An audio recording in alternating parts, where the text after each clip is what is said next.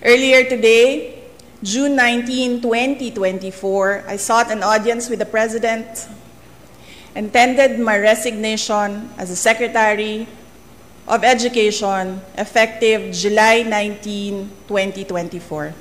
I have given my 30-day notice to ensure the proper and orderly transition for the benefit of the next Secretary.